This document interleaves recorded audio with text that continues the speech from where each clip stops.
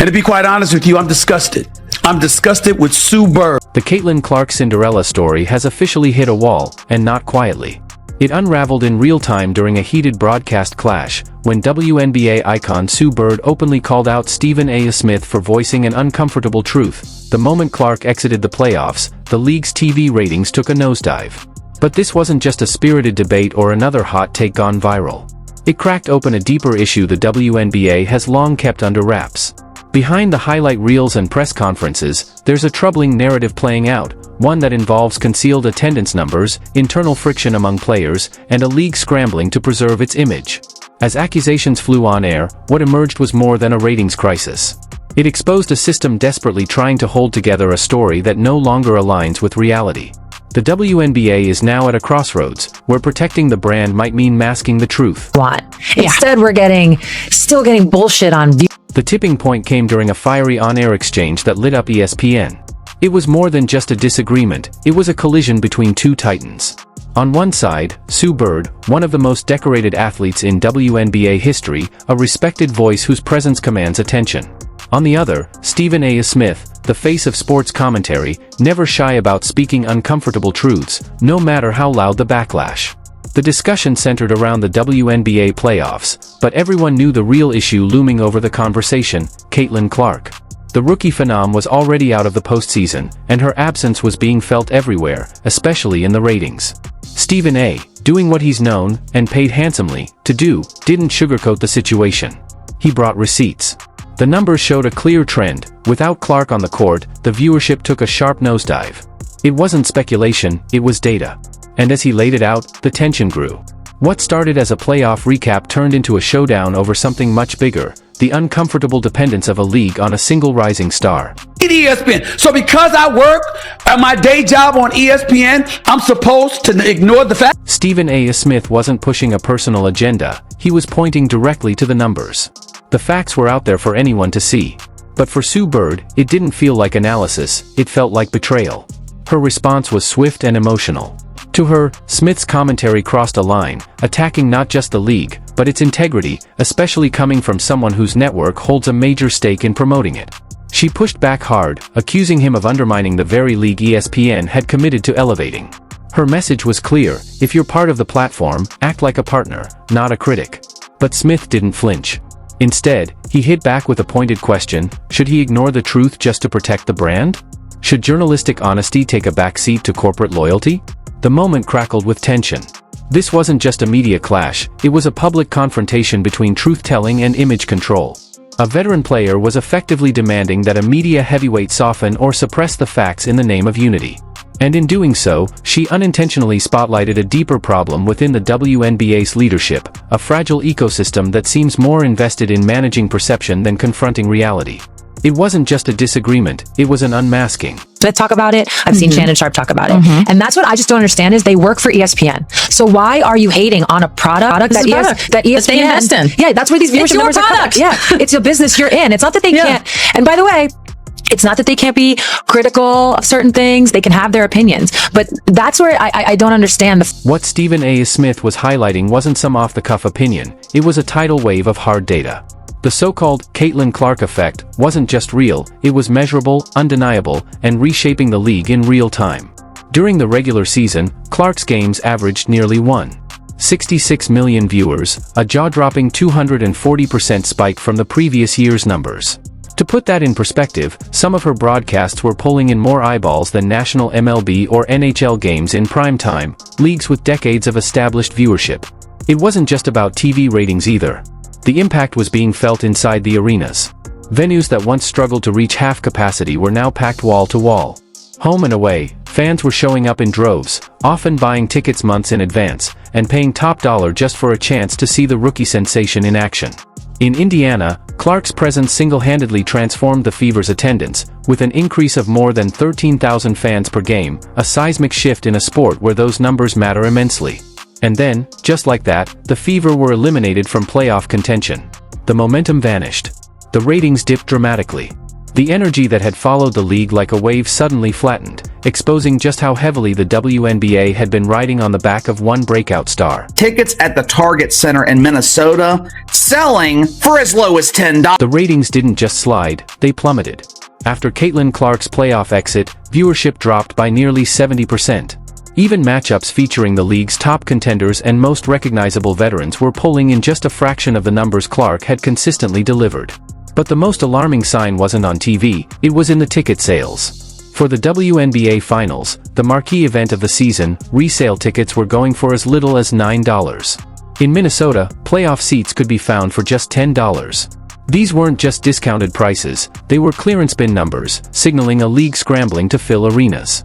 It stood in stark contrast to the feeding frenzy around Clark's regular season games, where tickets routinely sold for hundreds, and in some cases, thousands, of dollars. That kind of demand didn't just disappear, it evaporated the moment she was out of the picture. This wasn't a minor fluctuation. It was a dramatic, undeniable revelation. The overwhelming majority of the attention, the dollars, and the energy weren't tied to the league as a whole. They were tethered to one player. And when Caitlin Clark left the court, so did the crowd. And Sharp starts to talk about the attendance and says, like, basically that Caitlin had the highest attendance in the playoffs, which Caitlin Clark played her first 2 rounds in Connecticut, which only holds roughly 10,000, and they got swept, so they never made it back to Cambridge in Indiana to play a home game. So they absolutely did not have The fiery clash between Sue Bird and Stephen A. Smith wasn't some one-off dust-up. It was the breaking point of a season-long undercurrent, a growing divide between the old guard of the WNBA and the league's newest phenomenon. And that friction had been simmering long before Caitlin Clark ever stepped onto a professional court. It all started with a striking message from none other than Diana Taurasi, often hailed as the greatest to ever play in the league. Before Clark even suited up for her debut, Taurasi issued a cryptic yet cutting statement: "Reality is coming." Framed as veteran wisdom, many interpreted it as a thinly veiled warning, a promise that the college superstar was about to get knocked down a few pegs in the pros. The message was clear, the hype surrounding Clark didn't carry weight here. Not yet. Then came Cheryl Swoops, another WNBA legend, who went even further. In a public appearance, she challenged the legitimacy of Clark's college records, and did so using claims that were verifiably false. The attempt to diminish Clark's historic achievements wasn't just inaccurate, it felt personal. What emerged was a visible pattern. Instead of celebration, Clark's arrival was met by some with skepticism, resistance, and in certain cases, outright hostility. It wasn't just about basketball anymore, it was about control, legacy, and who gets to define the future of the league. There is a Caitlin Clark effect on all of basketball, and especially on women's basketball ratings. Kudos to her. She has elevated an entire sport. As the season got underway, the tension shifted from words to something far more visible, and far more physical. Caitlin Clark quickly became the target of a level of on-court aggression that felt pointed, personal, and impossible to ignore. The moment that ignited national debate came when Kennedy Carter delivered a blatant, off-ball shoulder check, a flagrant foul that wasn't just excessive, but unmistakably intentional.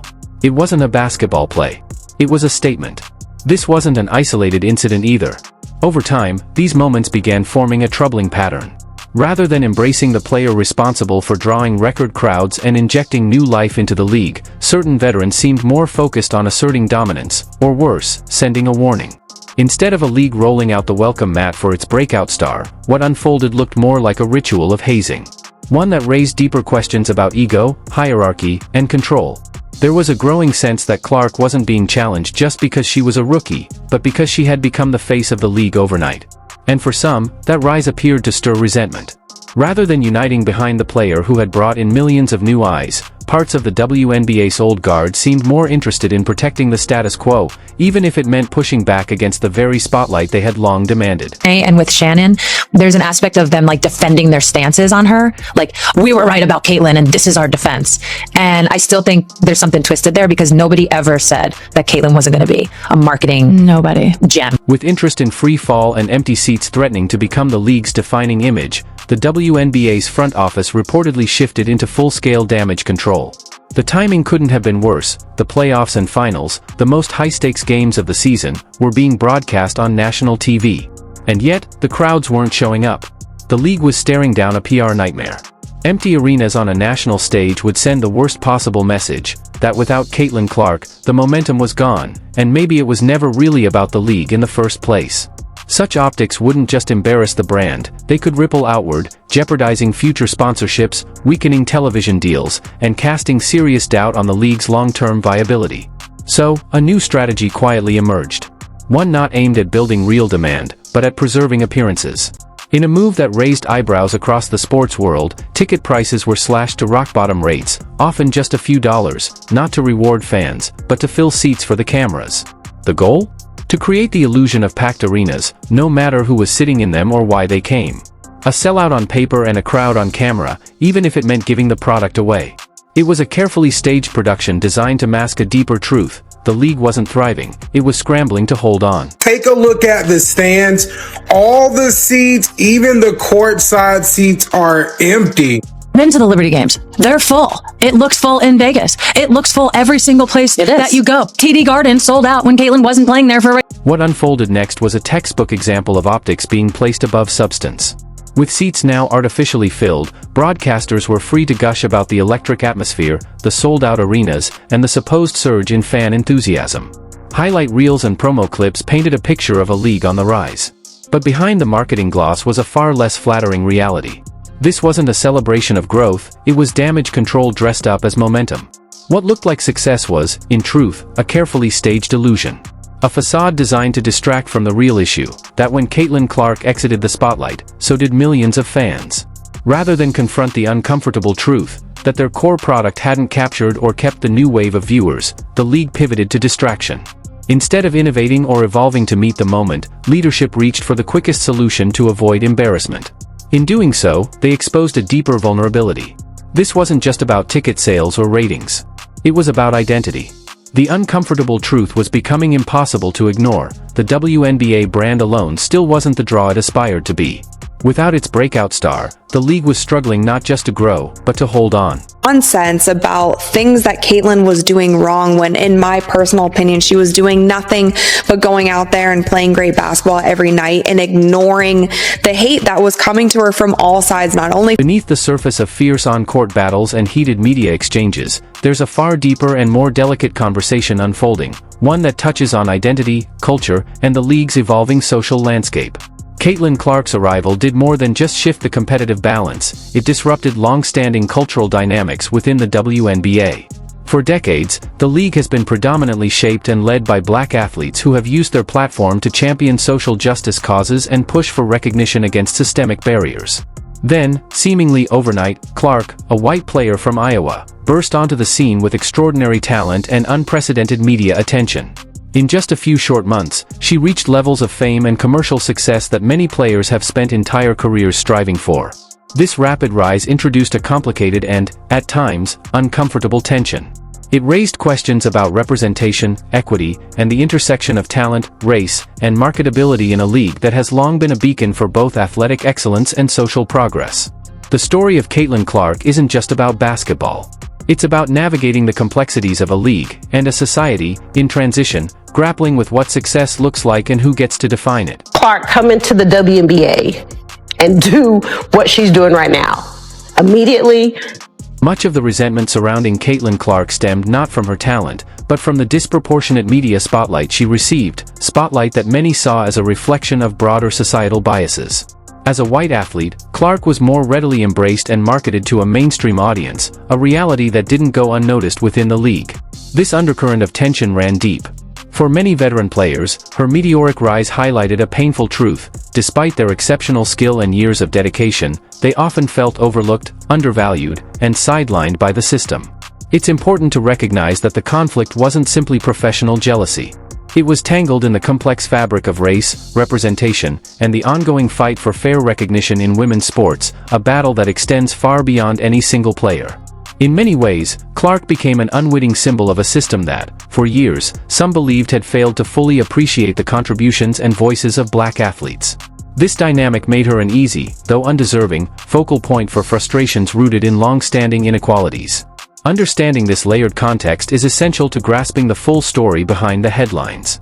The struggle was never just about basketball, it was about who gets seen, heard, and valued in a sport still wrestling with its own identity. People stick around and want to watch the others. A rising tide lifts all boats, which is what we were saying both Shannon Sharp and myself, when we addressed that issue.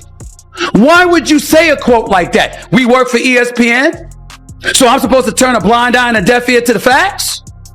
And so, we circle back to Sue Bird, the figure at the heart of this saga, and the difficult question that shadows her recent actions. Is she a staunch guardian of the league's legacy, or a legend caught in a moment of deep contradiction? Not long ago, Bird was one of Caitlin Clark's most vocal champions. In interviews before Clark even stepped onto a WNBA court, Bird lauded her as a generational talent, someone whose arrival would bring unprecedented attention and elevate the entire league. Bird openly celebrated Clark's potential to be a rising tide that lifts all boats, understanding that the rookie's star power was not just her own triumph, but a boon for the WNBA as a whole. So why the sharp about face? Why the public rebuke of Stephen A. Smith for merely pointing out a truth she once seemed to accept? At best, Bird's stance reflects a deep fear that the league's future may be built on shaky ground, too dependent on one player to sustain growth. At worst, it's a stark example of the complexities and contradictions that come with defending a league while wrestling with its uncomfortable realities. Bird's outburst wasn't just about ratings or rivalries. It was the unraveling of a deeper tension, a legendary figure caught between protecting the game she loves and confronting a truth that challenges everything the league has tried to build. See, WNBA playoff viewership down now that Caitlin is out. And is that somewhat factually accurate? Yes. It's not accurate. Viewership numbers with Caitlin Clark are astronomical. She is a big draw. Yeah. She brings in all the things. Sue Bird wants the WNBA to be recognized as a league of stars, a collective force, not a one-woman show. She believes the league's long-term success hinges on the strength of the entire brand, not the popularity of any single player, no matter how dazzling. But beneath that conviction lies a deeper, more vulnerable truth. This isn't just about protecting the league's image. It's a defensive response from a member of the old guard, watching the sport she helped shape become almost entirely reliant on a 22-year-old rookie. By pushing back against the narrative of decline, Bird isn't just standing up for the WNBA, she's defending her own legacy and the era she represents. It's a struggle to hold on to control, to assert that the foundation she helped build remains solid, even as the mounting evidence tells a different story. Her reaction reveals an instinctive, almost desperate need to reassure herself and the public that the league can thrive without depending on one superstar, even when everything suggests it currently can't. Imply that we should just ignore the impact that Caitlin Clark had on this team, this league, this sport. Nah, it doesn't work that way. In the end, Caitlin Clark's arrival was the ultimate paradox. She was a blessing that felt like a curse, a solution that created a whole new set of problems. She handed the WNBA the mainstream relevance and financial windfall it had been chasing for over 25 years. But that blindingly bright spotlight also illuminated the league's darkest corners, exposing deep-seated insecurities, professional jealousies, and complex cultural fractures that had been festering just beneath the surface. The conflict is no longer just about basketball. It's about the soul of the league itself. It's a battle between the old guard and the new wave, between protecting a legacy and embracing a revolution. This leaves the WNBA at a monumental crossroads, facing a question that will define its future. Will the league and its veterans finally unite and embrace the generational opportunity that stands before them, capitalizing on this unprecedented wave of interest? Or will the internal resistance, the fear of change, and the refusal to accept a new reality ultimately lead them to sabotage the greatest gift the sport has ever received?